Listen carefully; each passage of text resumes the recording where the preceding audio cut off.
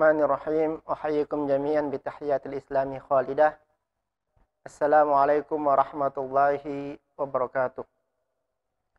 Alhamdulillahi wa kafa, wassalatu wassalamu ala al-mustafa wa ala alihi wa sahbihi ahlu sidqi wal wafa.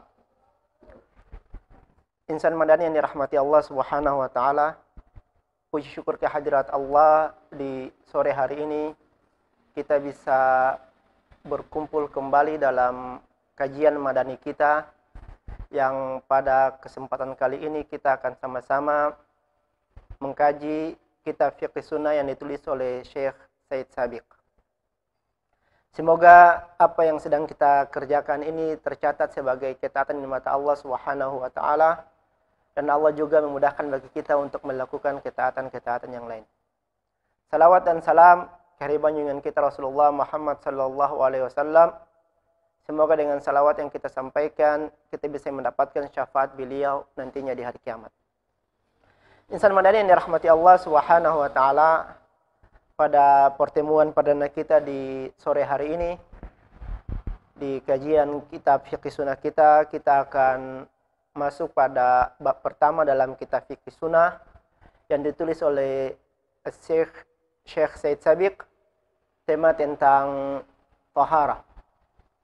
Pada kitab Fiqh Sunnah di bagian pertama tentang tahara, Said Sabiq membuka pembahasannya dengan pembahasan tentang al-miyah wa aqsamuh. Al-miyah wa aqsamuha, air dan pembagiannya, jenis-jenisnya. Dan kalau kita perhatikan semua kitab fikih, pembahasan pertama itu selalu tentang air, tentang tahara. Sebab salat yang merupakan kewajiban utama bagi umat Islam, dia tidak mungkin terlaksana apabila orang yang melakukannya tempat pakaiannya itu tidak suci. Maka kaidah fikih menyebutkan ma la yatimul wajibu illa bihi fahuwal wajib. Sebuah perkara yang perkara wajib tidak sempurna dengannya, maka perkara pendukung itu menjadi wajib.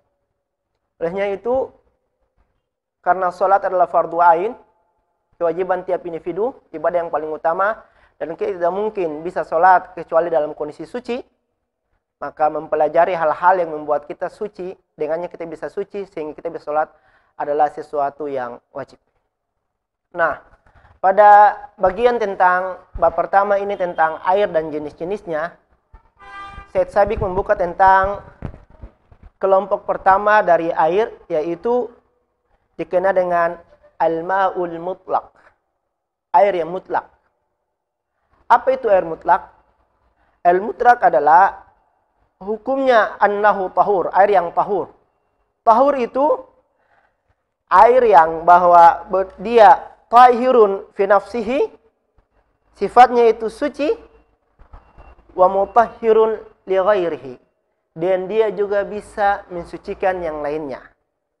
Jadi ada air sifatnya itu suci dan dia bisa mensucikan yang lainnya. Dia bisa kita pakai untuk bersuci, yaitu untuk wudu ataupun untuk mandi janabah. Karena ada air yang memang sifatnya suci namun dia tidak bisa mensucikan. Artinya airnya suci, namun dia tidak bisa dipakai untuk berwudu ataupun mandi janabah. Nah, air yang masuk dalam kategori air mutlak, itu yang pertama di kitab ini disebutkan air hujan, salju, dan embun. Hal ini berdasarkan firman Allah dalam Al-Quran di surah Al-Anfal di ayat yang ke-11, dan surah Al-Furqan di ayat yang ke-28.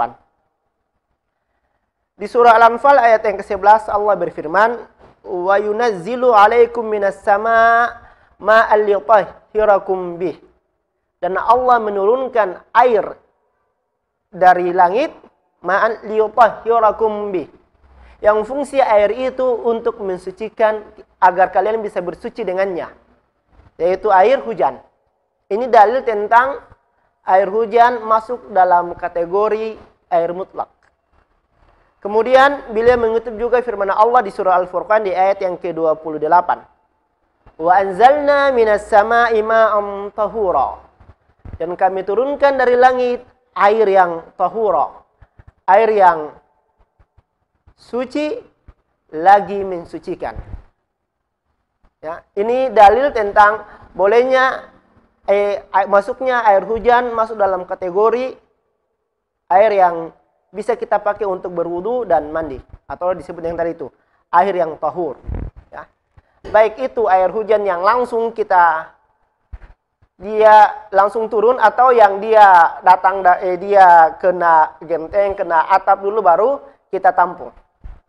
Maka air tersebut bisa kita pakai untuk bersuci, bisa pakai untuk wudu, bisa pakai juga untuk mandi. Maka ketika misalnya ada seseorang dia dalam kondisi junub, lalu pas lagi hujan deras, maka dia bisa mandi, ya. Mandi janabahnya itu langsung dengan air, langsung dia mandi dengan langsung air hujan yang lagi turun itu. Basah-basah dengan air itu, maka ketika seluruh anggota tubuhnya basah dengan air tersebut, dia niatkan mandi hujannya itu untuk mandi janabah, sah mandi junubnya. Ya, air hujan. Atau kita lagi misalnya mau wudu, lalu ada hujan turun, lalu kita sudah ada pancorannya misalnya, kita bisa langsung berwudu dari pancoran air hujan tersebut. Ya, karena dia tadi itu tahur. Bagian pertama tadi disebutkan selain air hujan ada salju dan embun. Nah, dalil tentang bahwa salju dan embun bisa dia masuk dalam air yang boleh digunakan untuk air yang suci dan lagi mensucikan adalah hadis dari Abu Hurairah yang diriwayatkan oleh Al-Jamaah illa At-Tirmidzi. Jamaah kecuali Imam At-Tirmidzi. Yaitu bahwa Rasulullah sallallahu alaihi wasallam idza kabbara fi shalah sakata hani'atan qabla al-qira'ah. Bahwa Rasulullah ketika salat setelah takbir itu beliau diam sejenak beberapa saat sebelum membaca surah Al-Fatihah. Lalu hal ini kemudian ditanyakan oleh Abu Hurairah bahwa Rasulullah, saya dapati engkau ketika antara takbir dengan membaca surat Al-Fatihah itu engkau diam sejenak. Ma taqul? Abu Hurairah bertanya, apa yang engkau baca ya Rasulullah di antara jeda antara takbiratul ihram dengan membaca surat Al-Fatihah yang kita kenal dengan doa iftitah. Maka Rasulullah kemudian bersabda bila membaca doa iftitah dengan redaksi doanya, Allahumma ba'id baini wa baina khatayaya kama ba'adta bainal masyriq wal maghrib. Ya Allah, jauhkanlah saya antar diriku dengan kesalahan-kesalahan saya, jauhkanlah saya dari dosa sebagaimana engkau membuat jarak yang begitu jauh antara masyriq dengan maghrib, timur dengan barat. Allahumma naqqini min khatayaya kama yunaqqa thawbul abyad minad danas. Ya Allah, sucikanlah saya dari dosa-dosa saya sebagaimana engkau membersihkan pakaian yang putih, ya, dari kotoran. Artinya kalau pakaian ini dia putih, dia dibersihkan, maka jelas sekali kebersihannya. Kalau pakaian yang hitam misalnya, mungkin ada kotoran yang tidak kelihatan. Nah, dalilnya itu pada bagian terakhir dari doa iftitah yang dibacakan oleh Rasulullah SAW. Yaitu, Allahumma ghsilni min khataya. Ya Allah, cucilah saya dari dosa-dosa saya. Bisalji, dengan salju. Wal ma'i, dengan air. Wal baradi, dan embun. Jadi, salju atau es, ya, kita bisa juga gunakan untuk berwudu. Bisa juga gunakan untuk mandi janabah. Begitu juga embun. Misalnya kita lagi mendaki, ya. Kita mendaki, kemudian misalnya pas kita mau bangun sholat subuh, ada embun yang cukup untuk kita pakai berwudu, ya. Kita dengan cara mengusap tangan kita di permukaan daun atau permukaan benda di waktu pagi, ya. Di tengah hutan, di puncak gunung misalnya, dan itu cukup untuk kita berwudu dengan mengusap permukaan embun tadi, ya, basah tangan kita, yang dari basahnya tangan kita bisa pakai untuk usap wajah kita. Kemudian minimal, ya, pada rukun-rukun wudhu terlaksana, wajah, tangan, kepala, dan kaki, maka cukuplah wudhu kita dengan air dari kumpulan-kumpulan embun tadi yang ada pada permukaan daun dan tempat yang lainnya, atau yang kita kumpulkan di malam hari misalnya untuk wudhu kita di pagi hari saat kita misalnya lagi mendaki di puncak gunung. Itu bisa kita gunakan untuk berwudhu. Air yang kedua yang masuk dalam kategori air tahur atau air mutlak adalah air laut. Berdasarkan hadis dari Abu Hurairah yang diriwayatkan oleh Imam At-Tirmidzi dan Imam Bukhari menyebutkan hadis ini hadis sahih. Nah, ketika ditanya oleh Imam Tirmidzi ditanya tentang hadis, Imam Bukhari ditanya tentang hadis ini. Itu sala rajulun Rasulullah sallallahu alaihi wasallam. Ada seorang laki-laki bertanya kepada Rasulullah sallallahu alaihi wasallam. Dia menceritakan kejadian yang dia alami. Bahwa ya Rasulullah, wa ya Rasulullah, inna narkabul bahar. Kami sedang di kapal mengarungi lautan. Wa nahmilu ma'ana al-qalil minal ma'. Di kapal itu kami bawa air. Tapi airnya sedikit saja. Fa in tawadda'na bihi atashna. Yang air itu mereka angkut di kapal tujuannya untuk makan, masak, minum dengan air itu. Jadi apabila air itu digunakan untuk wudhu, airnya ada. Tapi sedikit. Kalau dipakai untuk wudhu, atasnya kami akan kehausan. Berarti itu membahayakan keselamatan kami. Sedangkan Allah berfirman, "Wala tulqu bi aydikum ila tahluka." Jangan kalian tempatkan diri kalian kepada kebinasaan. Lalu orang ini kemudian bertanya, sahabat ini kemudian bertanya, "Afa natawadda'u bima'il bahr?" Bolehkah kami berwudu dengan air laut? Nah, pertanyaan ini menunjukkan bagaimana kehati-hatian para sahabat, ya. Jangan sampai melakukan sesuatu tanpa dasar ilmu. Karena kebiasaan mereka itu, ya, ketika bersama Rasulullah di Madinah, ya wudu itu dengan air sumur. Sedangkan ini ada air laut dan tidak pernah mereka berwudu dengannya, dan Rasulullah belum pernah menyampaikan tentang kebolehan hal itu, maka mereka bertanya. Rasulullah kemudian menjawab, "Huwa tahur ma'uhu al-hillu maitatu." Laut itu airnya tahur. Air tahur tadi itu sudah dijelaskan adalah suci dan mensucikan, dan al-hillu maitatu, bangkainya juga halal. Ini menunjukkan kecerdasan Rasulullah sallallahu alaihi wasallam, di mana satu pertanyaan Rasulullah menjawab dengan jawaban yang lebih. Orang ini hanya bertanya tentang status airnya, namun Rasulullah lantas menjawab juga dengan status hewan yang tinggal di laut tersebut. Jadi air laut itu suci dan mensucikan. Sehingga kalau kita misalnya jalan-jalan, liburan ke pantai, ya nggak usah lagi sebenarnya kita beli air untuk wudhu. Air laut begitu banyak, wudhu saja dengan air laut.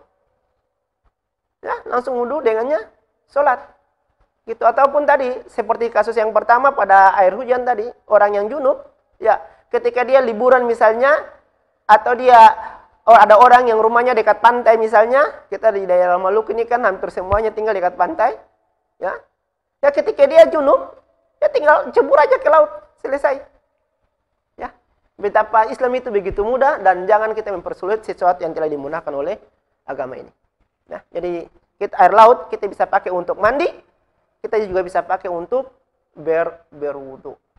Nah, maka selain mandi sebenarnya, mandi ini ya kalau kita perluas, ya dia bersuci, mandi, bisa juga untuk memandikan jenazah, walaupun hal itu bukanlah sesuatu yang umum kita kerjakan, memandikan jenazah dengan air laut. Kemudian Yang ketiga, dari air yang tahur, air yang suci, dan juga bisa dipakai untuk bersuci adalah ma'u zamzam, air zamzam. Ya. Berdasarkan hadis Rasulullah sallallahu alaihi wasallam, di sini disebutkan dari Ali radhiyallahu an, hadis riwayat Imam Ahmad, Rasulullah pernah meminta untuk dibawakan seember air zamzam, seember air zamzam, fasyariba minhu wa tawadda. Kemudian dari seember air zamzam itu beliau minum darinya, kemudian dengan air itu juga beliau gunakan untuk berwudu. Cuman kalau kita di Indonesia berwudu dengan air zam-zam itu boros. Karena satu 5 liter itu harganya sekitar 300-an, 500 sampai ada mungkin 500-an. Jadi jangan berwudu dengan air zam-zam kalau di Indonesia. Nanti ketika kita haji atau umrah, air berzam-zam berlimpah di Masjidil Haram, silakan berwudu dengannya. Nah, kemudian air yang tahur berikutnya adalah al-ma'ul mutaghayyir bitul mak. Air yang dia dalam jumlah banyak, ya. Seperti telaga, ya.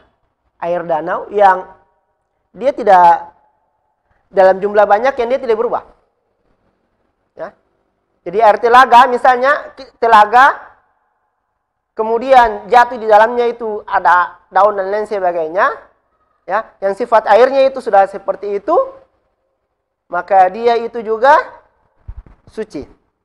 Jadi ketika misalnya kita jalan ada telaga air dalam jumlah banyak, kemudian di telaga itu jatuh daun-daun, ya, banyak, namun sifat airnya tetap ada, maka dia itu suci lagi mensucikan.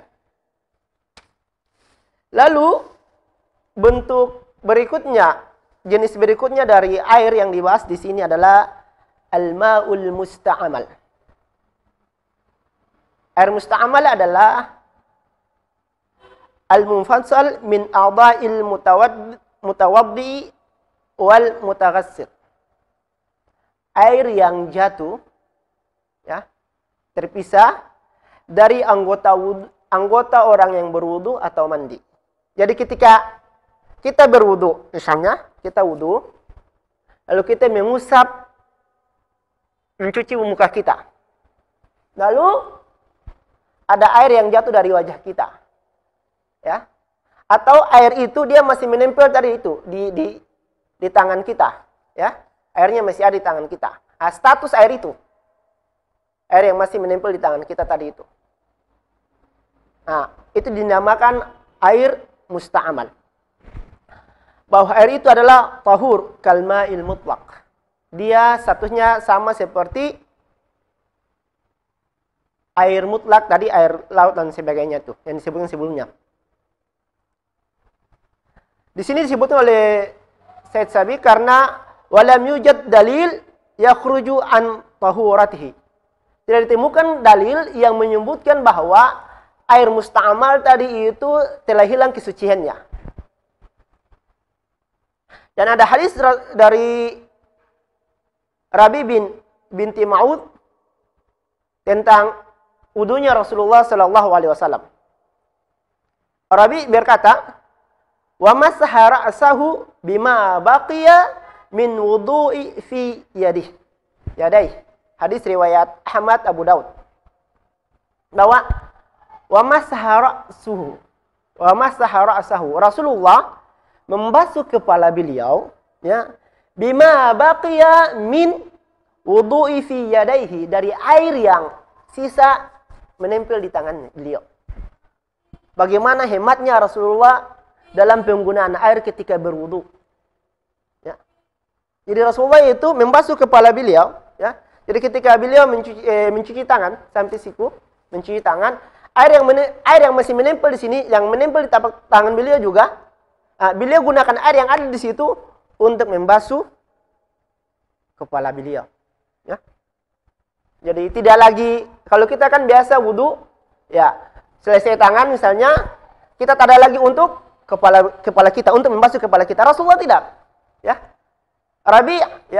Rabi binti Maud itu pernah melihat Rasulullah membasuh kepala beliau dengan sisa air yang menempel di tangan beliau. Itulah tadi air musta'mal. Nah, dengan cara wudhu seperti itu, ketika Rasulullah membasuh kepala beliau dengan air yang menempel di tangan beliau, hal itu menunjukkan bahwa air yang menempel di tangan beliau itu termasuk air yang suci sehingga bisa dipakai untuk membasuh kepala beliau. Maka air musta'mal itu hukumnya sama dengan air mutlak. Boleh dipakai untuk berwudu. Ya. Atau tadi itu, misalnya kita mandi, ya. Lalu kita mandi misalnya pakai janabah, pakai satu ember air misalnya gitu, kemudian ketika kita menciduk air dari situ, lalu ada air yang dari anggota tubuh kita jatuh kembali di wadah tersebut. Nah, maka status air tadi itu dia tetap bisa kita pakai untuk bersuci. Nah, kemudian kelompok ketiga dari air adalah al-ma'ul ladzi khalatahu tahirun. Air yang bercampur dengan benda yang suci. Seperti sabun, ya, terigu dan yang lainnya. Hukumnya adalah annahu tahur madama hafizan li itlaqihi. Fa in kharaja an itlaqihi bihaitsu sara la yatanawalu ismul ma'al mutlaq kana tahiran fi nafsihi ghairu mutahhirun li ghairihi. Air yang bercampur dengan barang yang suci seperti sabun, bisa sirup, ya, terigu. Ketika percampurannya itu dia tidak merubah sifat airnya, maka dia tetap suci. Ya. Tapi apabila barang yang suci itu kemudian kayak sabun tadi, ya, dia jatuh di wadah tempat yang air yang akan kita gunakan untuk bersuci, dan dengan jatuhnya sabun tadi itu sifat airnya jadi berubah, dia berbusa, warna aromanya sudah bukan lagi aroma air, sudah aroma sabun dan lain sebagainya, maka air itu tetap suci, tapi ghairu mutahhirun li ghairi, dia tidak bisa digunakan untuk bersuci. Ya. Jadi kalau air yang bercampur dengan barang-barang yang suci, yang barang suci tadi itu tidak mempengaruhi sifat air, airnya tetap bisa kita pakai untuk berwudu. Misalnya kita mau wudu, ya, pakai wadah, ember misalnya, lalu pas mau wudu ada sabun jatuh, ya, atau misalnya sabun cair misalnya jatuh, bercampur dengan air tadi. Cuman sifat airnya tidak berubah, tidak ada aroma sabunnya, kita anggap tidak ada aroma sabunnya, ya, maka air tadi itu masih bisa kita pakai untuk berwudu. Jangan boros lalu dibuang airnya. Tapi kalau airnya banyak sekali, misalnya tadi air satu ember, kemudian jatuh di dalamnya itu sirup satu botol, sehingga rasa airnya sudah manis, ya, aroma warnanya sudah bukan lagi warna air, sudah warna sirup, maka tinggal saja tambah es batu dan kita minum. Jangan dipakai untuk berwudu. Dia sudah tidak bisa lagi dipakai untuk berwudu. Dan juga tidak bisa lagi dipakai untuk mandi. Maka misalnya bagi wanita yang punya kebiasaan mandi susu, misalnya air yang bercampur dengan susu untuk mandi itu, air itu tidak bisa dipakai untuk mandi janabah atau berwudu.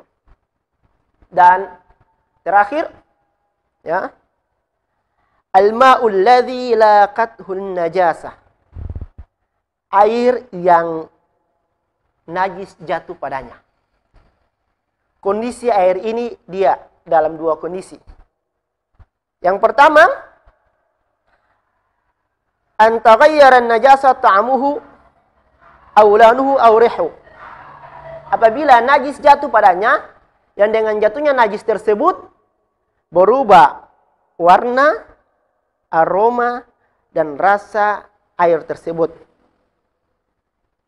maka air itu secara ijma dia tidak bisa, la yajuzu at-tatahhur bihi, tidak bisa digunakan untuk bersuci dengannya. Mau wudu, ada bangkai, ada ayam jatuh misalnya di bak, ya, atau tikus, tapi dengan jatuhnya tikus tadi berubah rasa atau aroma air tersebut sudah aroma bangkai, maka air itu tidak bisa digunakan lagi untuk bersuci. Tapi an yabqal ma ala itlaqihi, apabila sifat air itu tetap ada pada air yang jatuh tadi, najis tadi itu jatuh padanya, maka wa hukmuhu ana tahirun mutahhirun. Air tersebut tetap suci. Bahkan di sini dalam kitab Fiqh Sunnah ini Syed Sabiq menyebutkan qal au kathura. Qalla au kathura, baik air itu banyak ataupun sedikit. Ketika najis jatuh di padanya dan dia tidak merubah sifat air tadi dari sisi warna, bau dan rasanya, maka air itu suci. Misalnya begini, kita mau wudu. Kita wudu pakai air 1 gayung. Kita sudah ambil air 1 gayung, kita mau wudu. Lalu kemudian, airnya kan sedikit ini. Pas mau wudu, pas mau basuh hidung misalnya, kita mimisan.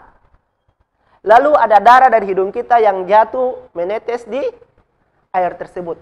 Apabila cuma 1 tetes misalnya, lalu warna airnya tidak berubah, ya, tidak berubah jadi merah misalnya karena air darah kita, darah hidung kita, maka status air tersebut tetap suci dan bisa digunakan untuk bersuci. Atau misalnya kita mau wudu, ya, di ember, lalu ada pas lagi mau wudu begini, ada bangkai tikus jatuh dari atas, langsung masuk di air tadi. Air karena kita tidak tutup. Ya, kita tidak tutup. Hah? Atau kita wudu, ya. Lalu ternyata bak penampungan kita itu karena lupa ditutup semalaman, ada tikus masuk dan tikus mati di dalam bak tadi itu. Dan kita wudu. Dan aroma airnya itu tidak ada aroma-aroma bangkai. Cuma pas selesai wudu ada yang bilang, ternyata airnya itu kemasukan bangkai, kemasukan tikus yang kemudian tikus itu mati jadi bangkai. Bangkai itu najis. Ya. Maka bagaimana status wudu kita tadi? Tadi ketika sifat airnya itu tidak berubah dari aroma, warna, dan rasanya, maka wudu kita tadi itu tetap sah. Ya, bisa juga kita digunakan untuk air tersebut, bisa kita juga gunakan untuk mandi. Tapi kalau untuk masak ya kita pikir-pikir dulu. Ya, itulah jenis-jenis air yang disebutkan oleh oleh Syekh Syed Sabiq dalam kitab Fiqh Sunnahnya. Ada air mutlak yang hukumnya itu suci dan mensucikan, bisa digunakan untuk bersuci. Ada air yang musta'amal, ada air yang bercampur dengan benda-benda suci, dan air yang bercampur dengan yang jatuh padanya najis. Yang hukumnya itu sudah dijelaskan tadi. Air mutlak itu hukumnya itu suci dan mensucikan. Air musta'amal itu suci dan mensucikan. Air yang bercampur dengan benda-benda yang suci, apabila benda tersebut karena percampurannya merubah sifat air, maka airnya itu suci namun tidak bisa bersuci dengannya. Apabila bercampurnya dengan air tersebut, benda suci tersebut tidak merubah sifat air, maka dia tetap bisa digunakan untuk bersuci. Begitu juga dengan air yang jatuh padanya najis. Apabila najis tersebut mempengaruhi sifat air, maka air itu menjadi air yang tidak bisa digunakan untuk bersuci. Apabila najis tersebut tidak merubah sifat airnya, maka air itu tetap bisa digunakan untuk bersuci meskipun air itu sedikit. Mungkin ini yang bisa kita kaji bersama pada pertemuan perdana kita di kajian Fiqh Sunnah kita. Masih pada bab air, insya Allah pekan berikutnya nanti kita akan masuk pada masih tentang taharah air dan bagian terakhir dari air dan masuk pada bab najis. Aqulu qouli hadza wallahu musta'an. Wassalamualaikum warahmatullahi wabarakatuh.